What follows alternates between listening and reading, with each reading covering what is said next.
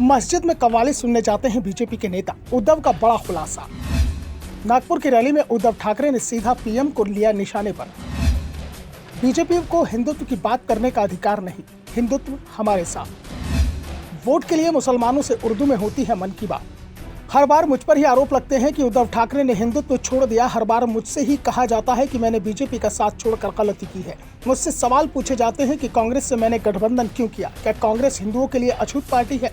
क्या कांग्रेस में कोई हिंदू नहीं है? ठाकरे ने कहा कि हमने संभाजी नगर में सभा की, भाजपा आरएसएस के लोगों ने वहां गोमूत्र छिड़का। इनका हिंदुत्व गोमूत्रधारी हिंदुत्व है, उन्हें थोड़ा गोमूत्र पीना चाहिए था। वे समझदार हो गए होंगे।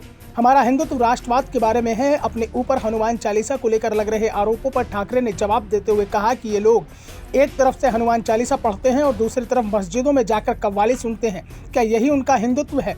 ये यूपी में जाकर उर्दू में मन की बात करते हैं। क्या यही इनका हिंदुत्व है?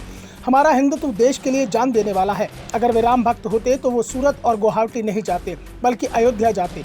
लेकिन जब उन्होंने गद्दारी की तो सूरत और गुवाहाटी गए। उनके मन में भगवान राम नहीं थे। सवाल देवेंद्र फडणवीस से भी है कि जब फडणवीस मुख्यमंत्री थे तब क्या अयोध्या गए थे? अब अचानक उन्हें ही भगवान राम याद आ रहे हैं। शिवसेना यूबीटी के अध्यक्ष उद्धव ठाकरे ने नागपुर में प्रधानमंत्री नरेंद्र मोदी के नेतृत्व वाली सरकार को हराने के लिए विपक्षी को एकता की जरूरत बताते हुए कहा कि एक विकल्प अपने आप में सामने आएगा। आप चिंता क्यों कर रहे हैं कि विकल्प कौन होगा? कोई ना कोई तो जरूर होगा, लेकिन हमें यह संकल्प लेना होगा कि हम ऐसी सरकार नहीं बनने देंगे जो न्याय न दे।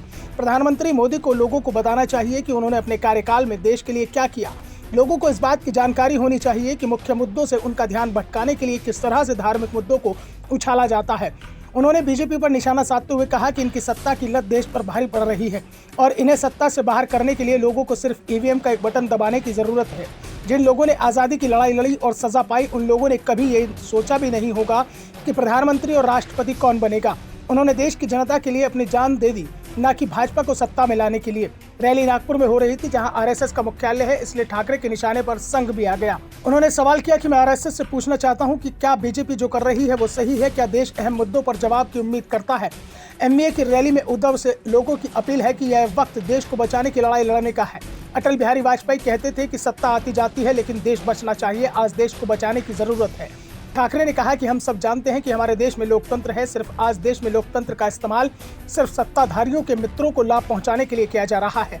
सत्ताधारियों के मित्र दुनिया के रईसों की लिस्ट में अव्वल होते जा रहे हैं। बाबा साहेब अंबेडकर ने जो संविधान इस देश को दिया है, उसकी रक्षा करने का वक्त आ गया है। अगर हिंडनबर्ग रिपोर्ट फालतू है तो पीएम मोदी चुप्पी क्यों साधे रहते हैं? जम्मू कश्मीर के पूर्व राज्यपाल सत्यपाल मलिक की ओर से जो दावे किए जा रहे हैं, उनका जवाब क्यों नहीं दिया जा रहा? क्या सत्यपाल मलिक के दावों को कोई जवाब बीजेपी के पास है? इससे साफ है कि मलिक जो कह रहे हैं वो सच है। दरअसल सत्यपाल मलिक ने हाल ही के दिनों में कई मीडिया संस्थानों को दिए अपने इंटरव्यू में मोदी सरकार पर कई बड़े आरोप लगाए हैं। उन्होंने पीएम मोदी तक को घेरा, लेकिन मलिक के आरोपों पर बीजेपी की ओर से कोई ठोस जवाब नहीं आया। ऐसे में ठाकरे का निशाना आने वाले दिनों में और तेज हो सकता है। Bureau report, the Navdarpan news.